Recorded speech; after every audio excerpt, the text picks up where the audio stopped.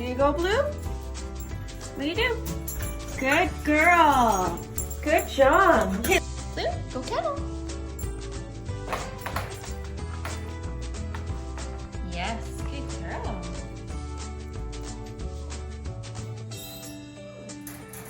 Sit. Yes, good girl. Stay.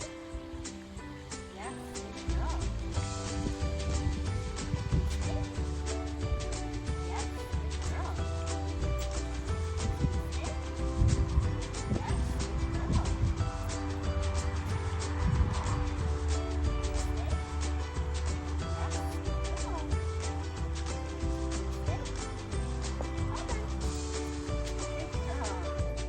Stay. Yes, good girl. Open. Good job. Sit. Yes, good girl. Stay. Yes, good girl. Open. Open. Good girl. Sit. Stay.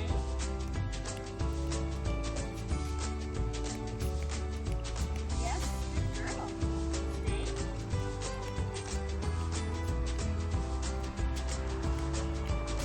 Yes.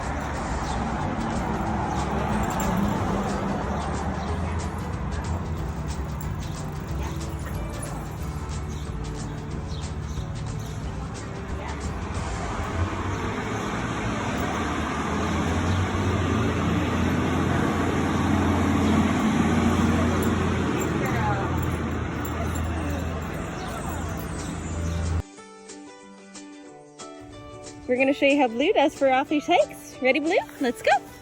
Good girl, let's go, honey. Yes, good girl. So I'm gonna start off with a high rate of reinforcement and reward her every time she checks in. And as we start to realize that we get success, we can start to fade the rewards and feed less and less often. Good girl. Now, if she checks in and I don't want to feed her, I still have to make sure I at least acknowledge her with affection and praise. If we start to ignore it when she checks in and she doesn't get anything at all, she's going to stop offering it because it's not working for her, right? So dogs only do stuff that works to get them something that they want. And that's the same principles we try to use when we're trying to fade behaviors like jumping or demand barking. If we don't like a behavior, if we walk away or teach them that we're going to disengage from them when they do it, then they start to give up on it because it doesn't get them anything. Similarly, if we forget to acknowledge when she's doing something that we like, she might stop offering it because it's not getting her anything. So make sure you at least acknowledge those check-ins when they happen. Blue, this way. Atta girl. Good job. Okay, go play. Blue, leave it. Yay, good girl. So I'm mostly just using kibble out here, but I do also have some liver treats and some chopped up hot dogs. The idea when you go out for a walk is you want your best treats to trump anything in the environment. So I like to bring a mixture and switch it up for them. Save your best treats for really good responses and really good leave-its and recalls so that they make the choice in the future to do what you ask, because there's this history of reinforcement being built up that they get really high value stuff when they do what we ask them to. Now, as we're trying to build up that reinforcement history, it's important to have a long line on them to prevent the choice to fail. So because I know she's gonna work with me, I'm not worried about backing it up.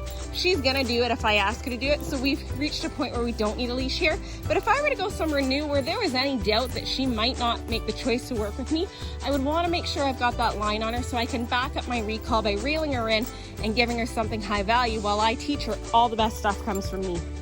If she starts running off leash after leaves and squirrels and making the choice to ignore you and getting reinforcement by chasing after those things and being self-rewarded, she's going to continue to do that and you're not going to get much out of her.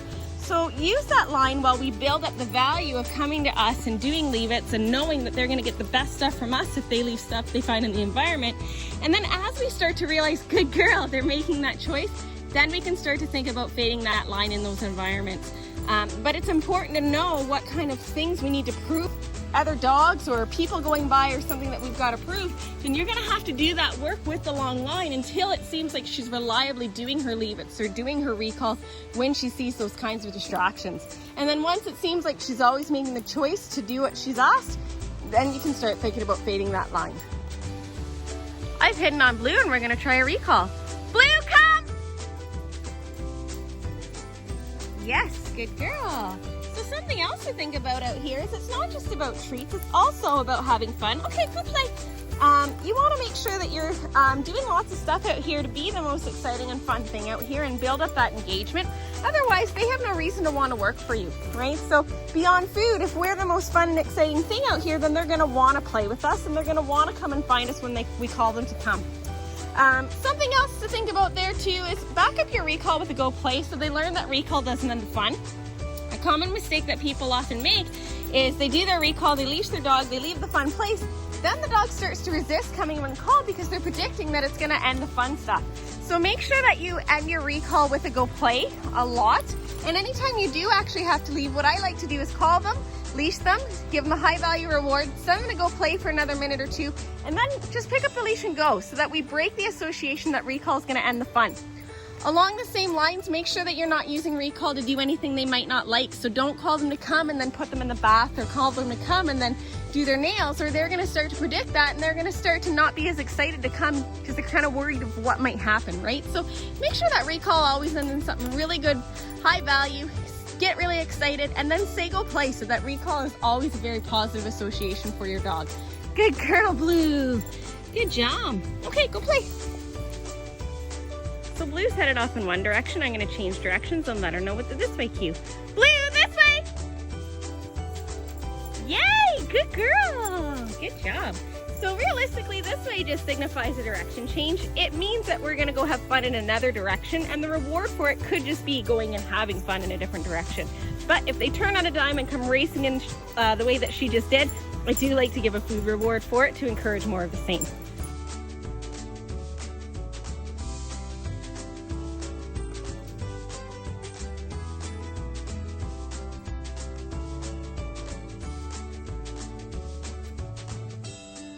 girl, Blue. Nice and gentle. Good girl. Good girl. Good girl. Good girl, Blue. Good girl. Nice and gentle.